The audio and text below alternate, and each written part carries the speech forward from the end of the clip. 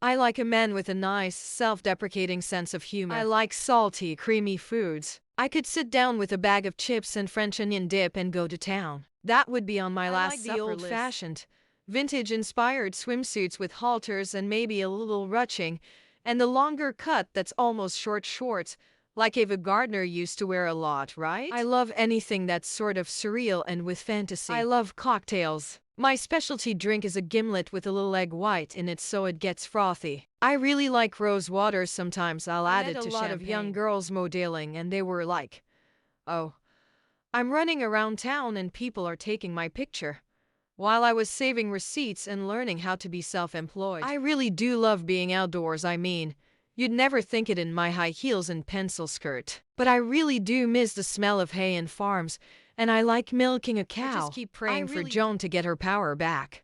I just keep her problems and rise to the top. To fight back, I just thought I would work in a hair salon and do community theater. I know plenty of people who don't have children, and I also get a lot of people who say, "Thank you for speaking out. My family don't understand why I don't want kids." I sort of feel like Mad Men fans are like C5 fans because they are very, very devoted, and they're very loyal and very excited about it. I started doing community theater as a way to make friends, and that was when I caught the acting bug.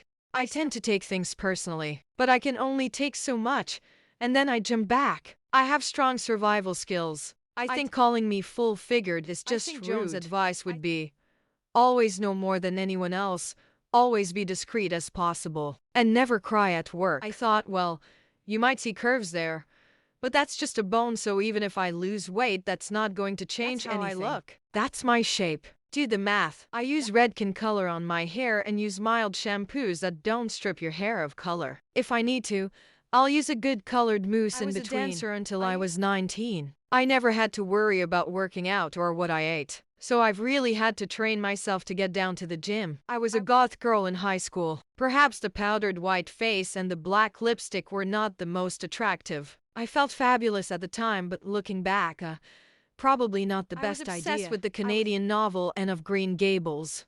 I was obsessed I was Anne of Green Gables. There was something that spoke to me about her, and I wanted to have her beautiful red hair.